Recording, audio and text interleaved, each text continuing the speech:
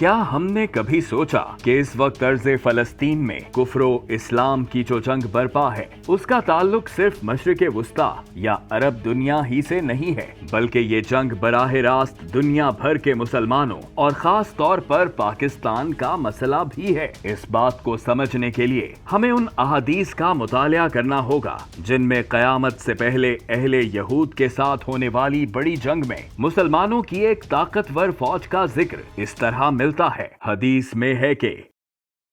خراسان سے کالے جھنڈے نکلیں گے، ان جھنڈوں کا کوئی طاقت مقابلہ نہ کر سکے گی، یہاں تک کہ ایلیا یعنی یروشلم فتح ہونے پر وہاں یہ جھنڈے گاڑ دیے جائیں گے۔ اسی طرح ایک اور حدیث میں ہے کہ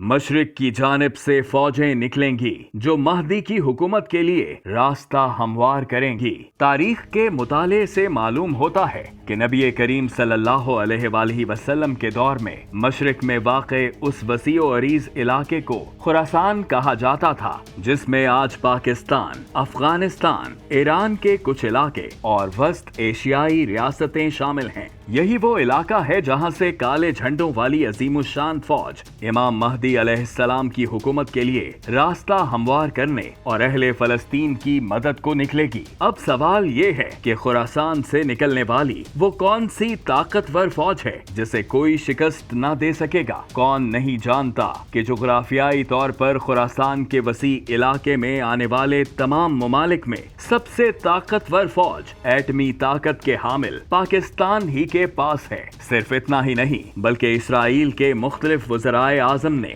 بارہا پاکستان کا ذکر کرتے ہوئے اسے اپنے لیے سب سے بڑا خطرہ قرار دیا ہے۔ یہ اندازہ لگانا مشکل نہیں ہے کہ ہم سے پہلے عالم کفر اس بات کو سمجھ چکا تھا کہ افواج پاکستان ہی عالم اسلام کی سب سے بڑی قوت ہے، اس لیے وہ اپنے اندرونی سہولت کاروں کے ذریعے سازشیں کر کے پاکستان میں بدامنی پھیلاتا آ رہا ہے، جس کا اظہار کبھی خوارج کے فتنے کی صورت میں ہوتا ہے تو کبھی کسی نام نہاد سیاسی گروہ کی تخریب کاریوں کی صورت میں۔ ایک باشعور پاکستانی تھوڑا سا غور کر کے بآسانی یہ جان سکتا ہے کہ قوم کو ورغلا کر پاکستان کو نقصان پہنچانے کی کوشش کرنے والے عسکری گروپوں اور نام نہاد سیاسی لیڈروں کے حق میں مغرب اور خاص طور پر اہل یہود کی طرف سے ہی آواز کیوں بلند کی جاتی ہے؟ احادیث کی روشنی میں موجودہ عالمی منظرنامے کو جان لینے کے بعد اگر ہم چاہتے ہیں کہ پاکستان اس جنگ کی لپیٹ میں نہ آئے جو فی الحال ارض فلسطین میں جاری ہے، تو ہمیں بحیثیت قوم افواج پاکستان کے شانہ بشانہ متحد ہو کر